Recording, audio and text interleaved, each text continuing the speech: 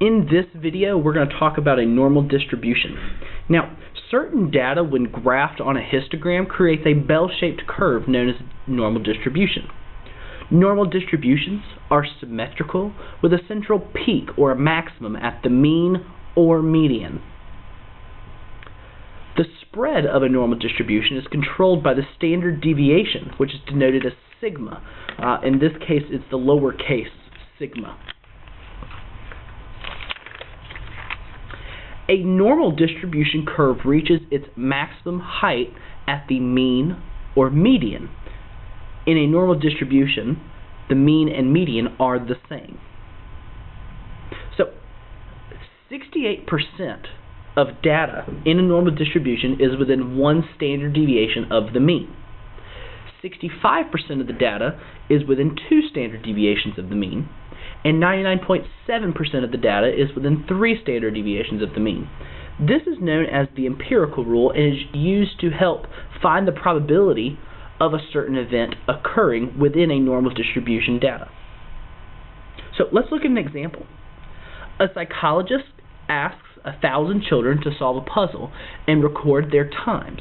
The mean was 80 seconds with a standard deviation of 20 seconds.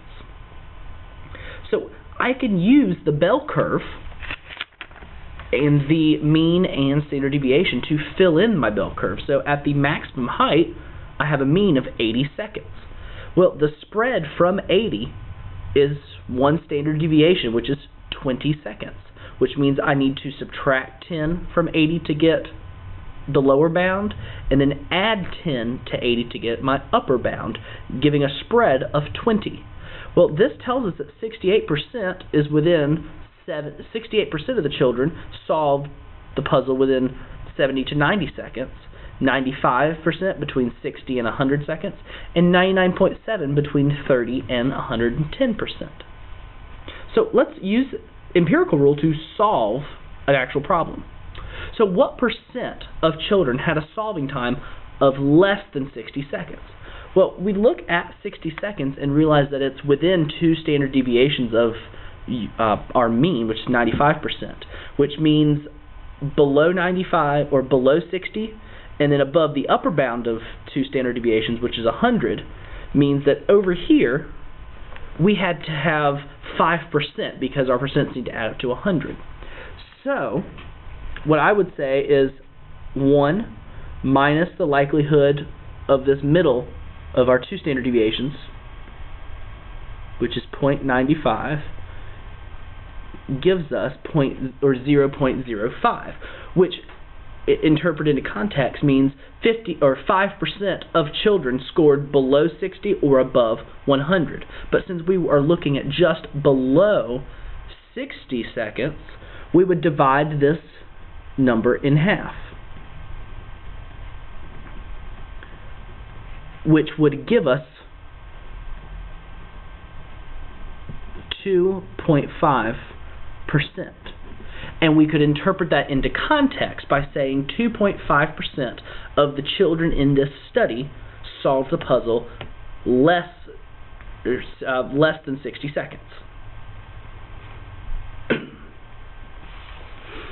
So that's using the empirical rule to solve for a probability of a certain event occurring. However, there's another way we can use the normal distribution on data that is not normally distributed.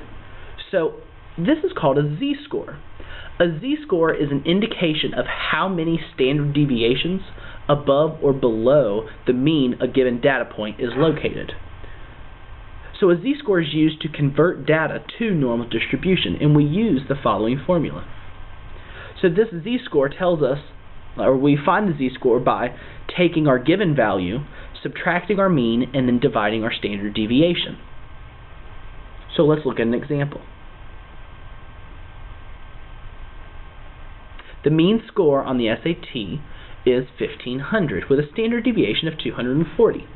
How many standard deviations above the mean did Bobby score if he received a 1740? So what I would do is to find Bobby's z-score, I would take his time, or his score, 1740, and subtract it from the mean of the SAT, which is 1,500, and divide by the standard deviation, which is 240. When I do this, I get 240 over 240, which gives me a z-score of 1. So to interpret this into context, we would say that Bobby scored 1 standard deviation above the mean. So that's not enough for z-scores. What we can go further is take 2 different tests and compare student scores. So a different test on a different scale would be the ACT. So if we had that Kathy scored a 30 on the ACT, we could calculate Kathy's z-score to compare it to Bobby's, which was a score on the SAT. So 2 completely different tests, completely different point scale. We can compare them using this method. So Kathy's z-score, we would take, well, first we would need to know that on the ACT, the mean score is a 21 with a standard deviation of 6. So Kathy's z-score is 30 minus the mean of 21 divided by 6. I'm sorry about the computer about to die, so I'll wrap this up. So this tells us, and we want to put z-scores typically into decimals because it will help us later on. Kathy's z-score was a 1.5. So being able to look at these z-scores, we can say Kathy did better on this type of assessment than Bobby, which is something colleges look at. So it's important to be able to understand how you're being compared to other students on different tests. We're going to use this z-score to solve for different probabilities of an event and to compare different scores of data within 2 separate sets of studies. Thanks for watching.